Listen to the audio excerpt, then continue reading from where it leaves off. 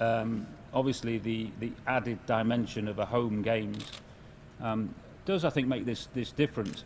And whilst, of course, we're focused on winning, and that's what we're all about, I do think that for this game, I think the team's got to take on a broader aspect. And, you know, we want the nation to be proud of this games and proud of the competitors that are in it and proud of the British competitors. And I think whilst we'll fight, you know, tooth and nail, and all of the riders I know will fight tooth and nail to win, I think it's very, very important also that we do it in a fair play way, and we do it in a right way, and we do it without cheating, without, you know, absolutely down the line, and welcome our competitors to Britain to compete here. And, you know, I think we'd like people to be proud of us. I think these guys are fantastic athletes. They're brilliant role models. They're not multi-million pound, you know, athletes that you can't get close to. They're open, they're transparent, they're very engaging. And, you know, I think we should be proud of the crazy attention to detail that this team will go to in preparation for the games, for the innovation that we'll try and show. And when we're really, really under pressure and the guys got their backs against the wall, they'll come out in a true British spirit and fight. And ultimately, I think, that might sound a bit cheesy, but actually, rather than normal teams that I pick, this actually feels more like a family, insofar as, you know, we're going to have our squabbles and our differences, and you always get that in a run-up to an Olympics and a big competition. But I think like a family, you know, the family unit pulls it together because you care, and it's more important. And I think in this games, being the host nation and the home team, I think it's important that equally, when we have our differences, we do come together, and we do come together under the Union Jack and make this country proud of the way we perform, and not only just the results, but the way we go about it. And that's why I'm really happy to announce this team, because I think every single rider actually will depict that and make the nation proud. So I've been asked to run through this, so bear with me. So for BMX, we selected one male, one female athlete. Liam Phillips, obviously his second games, just returning from a broken collarbone, but we're confident that Liam heals quickly and will be in great shape in a few weeks' time. And of course, Sinead Reid. Sinead's second games as well. And also, Sinead is in fantastic shape, and you know, we couldn't ask for two better athletes going into the BMX competition in London. For mountain bike, we've got a veteran now, really, Liam Colleen, who will be competing in the men's discipline. And you know, a really pleasing aspect for us, certainly for the lottery programme, is the fact that we've got a very competitive female athlete in mountain biking in Annie Last, and it's been a few years now since we've had a truly competitive female. So it's really, really pleasing for us that Annie's come on so well, and she's on a very, very steep upward curve at the moment, and hopefully she gets to the top of that curve in time for the games. But it's very, very pleasing for us that. On the track, in the women's endurance events, we've selected Wendy Hoovenagel, Danny King, Joe Rousel and Laura Trott, and I think there we've got a blend of experience and youth.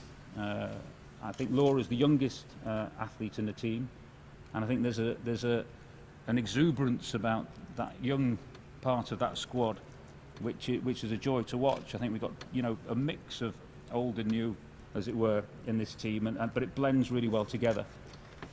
In the men's endurance squad, we've got Geraint, who's obviously trying to defend his Olympic title that he won, breaking a world record in Beijing, and he'll be back alongside Ed Clancy, who was in the team in Beijing with him, and then introduced into the team Peter Kennett, Andy Tennant and Stephen Burke.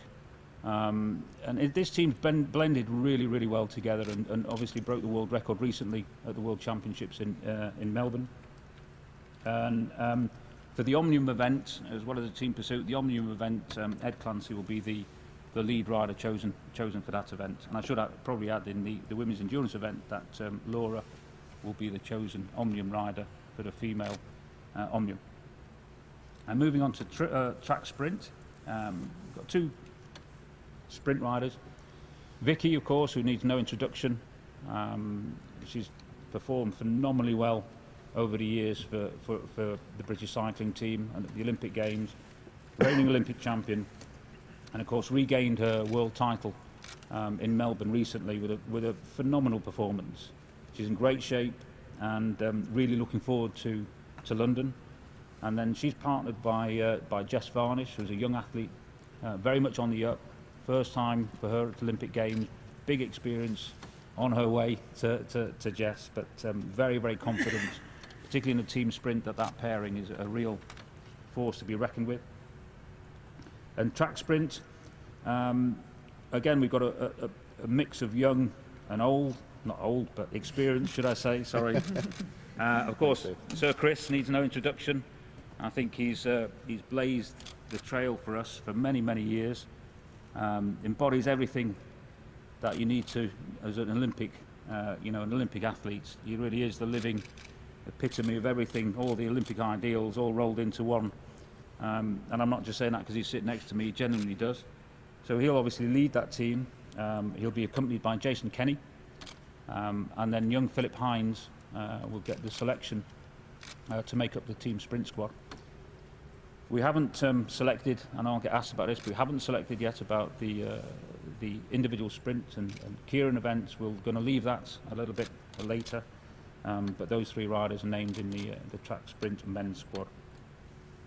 On the road side, we're not finalising the final squad just yet, so we've got a short list of riders, and which includes Lizzie Armstead, Nicole Cook, reigning Olympic champion, Katie Colclough, Sharon Laws, Lucy Martin and Emma Pooley.